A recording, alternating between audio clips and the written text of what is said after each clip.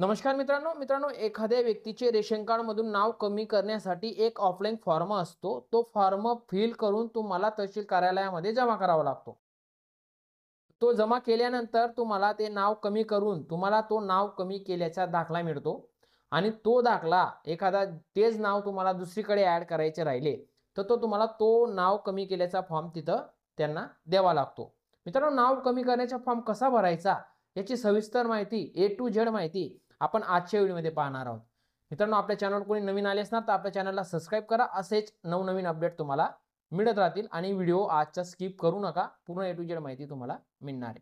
तर चला मित्रांनो, आपण व्हिडिओकडे वळूयात.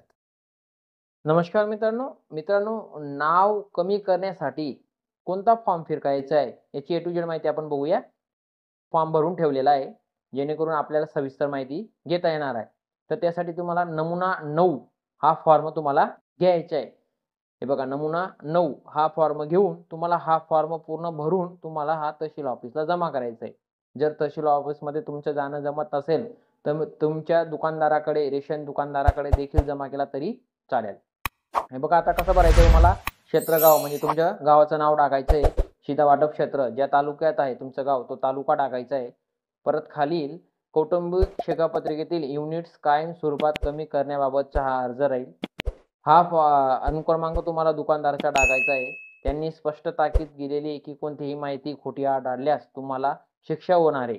म्हणून तुम्ही अर्जात देखील कोणतीही माहिती ही खोटी भरू नका. जी योग्य आहे तीच भरा, नाही तर तुम्हाला शिक्षेला पात्र ठरणार आहे. अर्ज सादर करताना कौटुंबिक शिधापत्रिका सादर करावी. जेव्हा तुम्ही अर्ज सादर करणार त्यावेळेस तुमचं ओरिजिनल रेशन कार्ड तिथं घेऊन जाणं गरजेचं आहे. तर फॉर्म कसा भरायचा नीट बघा. मी म्हणजे माझं प्रथम नाव टाकायचं आहे. प्रथम नाव टाकून तुम्हाला पुढे वय टाकायचं आहे. वय टाकून झाल्यानंतर तुमचा निवासी पत्ता टाकायचा आहे. जो पत्ता तुमचा असेल, मी हा तुम्हाला सॅम्पल समजून घेण्यासाठी तुम्हाला टाकून ठेवलेला आहे. त्यानंतर दुकान क्रमांक, संदर्भ क्रमांक हे दोघं गोष्टी तुम्ही दुकानदाराला विचारू शकतात. ते विचारून झाल्यानंतर खाली तुम्हाला शिधापत्रिकेवर जो तुमचा SRC नंबर असतो तो तुम्ही इथं फिल करा. तो तुमच्याकडे नसेल तर दुकानदाराकडनं घेऊन या.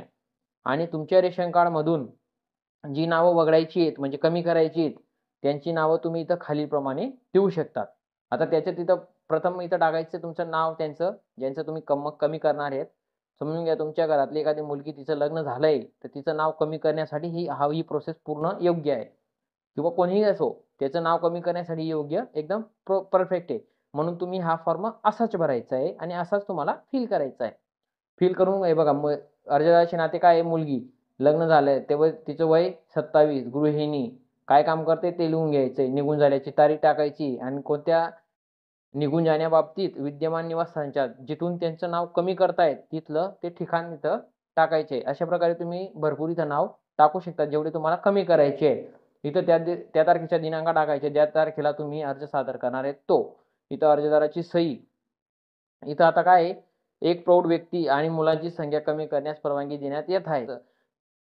सॉरी, तुम्हाला ते प्रौढ व्यक्ती आहेत की त्या तुमच्या युनिटमध्ये ते लहान मुलं आहेत किंवा काय आहेत हे सर्व इथं डिटेल तुम्हाला द्यायची आहेत. आणि बाकीचं हे जे काम आहे हे तुम्हाला सर्व शिधापत्रिकेचे अधिकारी जे आहेत वाटप ते तुमची सर्व इथं डिटेल देऊन तुम्हाला ही पावती तुमची जमा करून घेणार आहेत. त्यानंतर तुम्ही 5-6 दिवसात किंवा 8-10 दिवसात जाऊन तिथं याची पूर्ण तपासणी करू शकता. अशा प्रकारे नाव कमी करण्यासाठी हा फॉर्म तुम्हाला आपल्या टेलिग्राम ग्रुपमध्ये तुम्हाला जॉईन व्हा आणि याची PDF तुम्हाला तिथं PDF ही मिळून जाईल. जय हिंद, जय महाराष्ट्र, वंदे